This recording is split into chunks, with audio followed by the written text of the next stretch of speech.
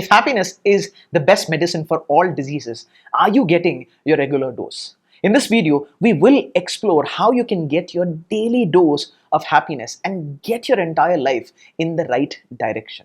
Hey friends, if you're new here, my name is Yunus. I am a happiness specialist, a career catalyst. On this channel, we in fact explore tools and strategies for self-development, self-discovery, and unlocking true potential so that it can help you live meaningful and happier lives. And if you haven't, please consider subscribing so that we can happily enrich you. Talking about what fuels the engine of happiness, just like a vehicle which has multiple oils which are responsible for proper functioning of that vehicle, our body also produces multiple chemicals which are called hormones. It is these hormones that are actually acting as messengers and play a critical function in the bodily processes. In fact, there are certain hormones which are known to promote positive feeling, including happiness and pleasure. These, in fact, are referred to as happy hormones. And in this video, we're going to be specifically focusing on these 4 happy hormones, which actually represent an acronym which is DOSE. Hence, your daily dose of happiness. Starting with the first one, which is with D, we have dopamine.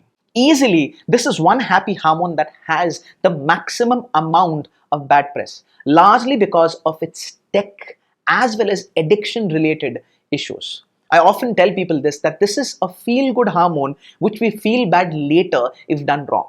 And if it is done right, it is in fact a motivator that is linked to our brain's reward system. This is associated with pleasurable sensations, learning, as well as memory. Considering the fact that this is responsible for a lot of our habit building, think about it. This is the one hormone that actually motivates us to repeat certain kinds of behavior. That's why I said that this can have a double-edged factor. If done right, a good hormone. If done wrong, a good hormone that's actually not doing good to you.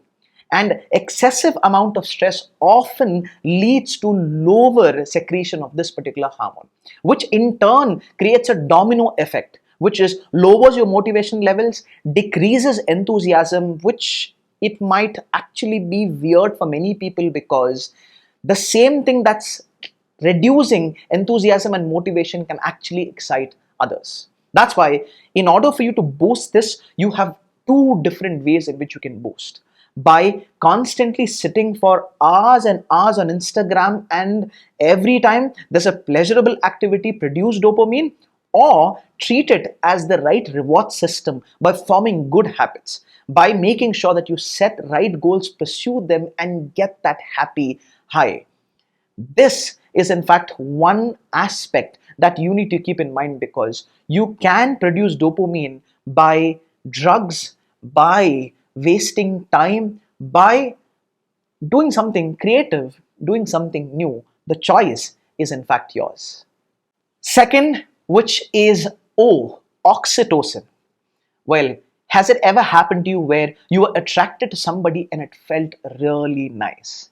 It is because of this hormone, which is called the love hormone. It is produced when we experience attraction. No wonder falling in love feels so good. Well, most of the times. It actually helps us promote trust. It helps us with empathy and bonding, that one hormone that makes us social animals to begin with. Because this is one hormone that is instrumental in building relationships. One of the reasons why it's so important is because amongst all the 4 hormones that I'm talking about, this is the only hormone that actually benefits both. The one who is actually doing something that produces it, and also because of that particular act, the one who is receiving it also as well. For example, acts of kindness. When you're kind to somebody, you produce oxytocin, and the one who you're kind to is also producing oxytocin in their body. What are the simple ways in which you can boost oxytocin? Well, these are the ones. Hugs, cuddles help you with respect to producing oxytocin. Now, obviously, you need to be mindful about who you will go and hug and cuddle. For those of you who have pets at home, remember that furry friend is one of your most important oxytocin dose on a daily basis. And that's one of the reasons why it's so comforting to have pets at home for many, many people. You can, in fact, also produce oxytocin by spending quality time with loved ones. Remember, it's after all the love hormone. Now, for the third one, which is with S, serotonin. Serotonin is a natural mood stabilizer. It actually helps in regulating multiple body functions, whether it's mood, whether it's sleep, whether it is our appetite, digestion. In fact, this is also helpful in multiple research talking about how it enables growth of multiple organs. No wonder during the lockdown, many people actually felt bad because one of the best ways to boost serotonin is spending outdoors. When we expose ourselves to sunlight, we feel good because there's enough research which speaks about how just 15 minutes of exposing yourself to UV rays can actually help. Don't forget to use your sunscreen because of the other effects of UV rays. You can also produce serotonin by meditating because it affects the prefrontal lobe. I often use meditation just before bed. It helps me calm myself down, regulate my mood, and also helps me sleep in the best possible way. Try it. Talking about the last, which is E, that is endorphins. Endorphins are natural morphines. These are the hormones that naturally act as pain relievers, which are produced in our body in response to stress as well as discomfort.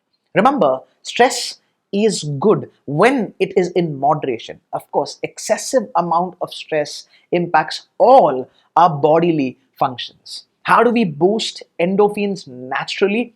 Eating right.